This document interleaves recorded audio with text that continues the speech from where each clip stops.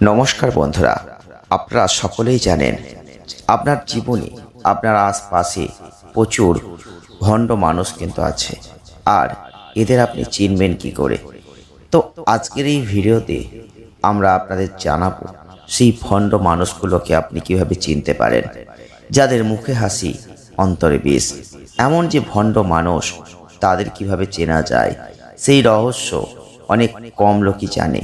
আর চাণক্যের সেই কিছু নীতির মধ্যে দিয়ে আজকের এই ভিডিওতে আপনারা যে কথাগুলো বলবো, যদি আপনারা একটু বুঝতে পারেন, তাহলেই আপনি জানতে পারবেন যে কিভাবে এই মানুষগুলোকে আপনি অনায়াসে চিনে ফেলতে পারেন, আর চিনে ফেলার পর তাদের কিভাবে আপনি সাইড করতে পারেন, কিভাবে আপনি তাদের দূরত্ব রাখতে পারেন।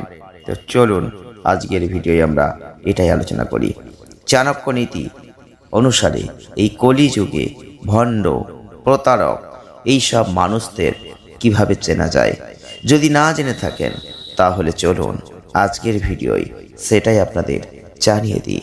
এই পৃথিবীতে আমরা আমাদের চারপাশে নানা ধরনের মানুষ দেখতে পাই, কিন্তু এই কলিযুগে ভণ্ড বা প্রতারক মানুষদের কিভাবে চিনতে হয় তা কি আপনি বুঝতে পারছেন না, আপনি জানেন না?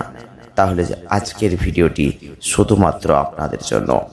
চাণক্যের নীতির মূল মন্ত্রই হচ্ছে, অবশ্যই যখন কেউ হঠাৎ করে আপনার প্রয়োজনের চেয়ে বেশি সেবা করতে শুরু করবে বা প্রয়োজনের চেয়ে বেশি সম্মান দেখাবে, তখন আপনাকে সতর্কতা অবলম্বন করতে হবে।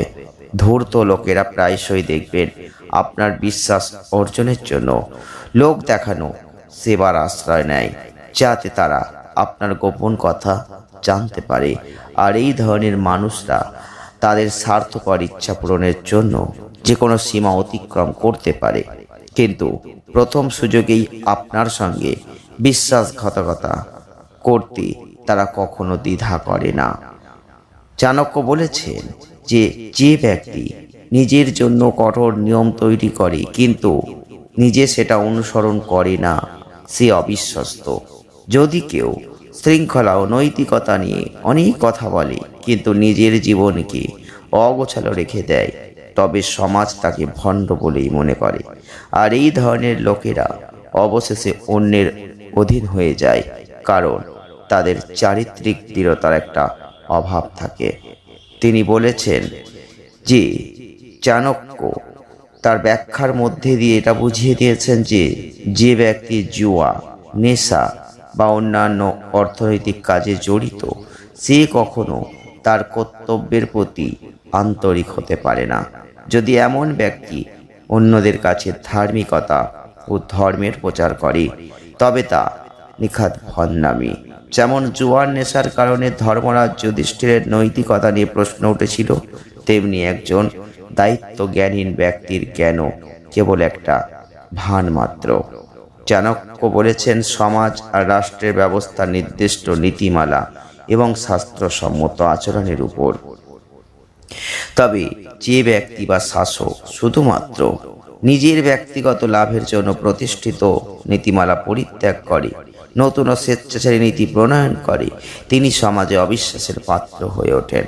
আর এই ধরনের লোকেরা জনগণের কল্যাণের চেয়ে নিজেদের আধিপত্যকে বেশি প্রাধান্য দেন এবং ভণ্ডামির মাধ্যমে জনসাধারণকে বিভ্রান্ত করে দেন। তিনি বলেছেন, সমাজ আর রাষ্ট্রের ব্যবস্থা নির্দিষ্ট নীতিমালা শাস্ত্রসম্মত আচরণের উপর ভিত্তি করে হওয়া উচিত। যদি সেটা না হয় তাহলে তাদের থেকে দূরত্ব রাখবেন।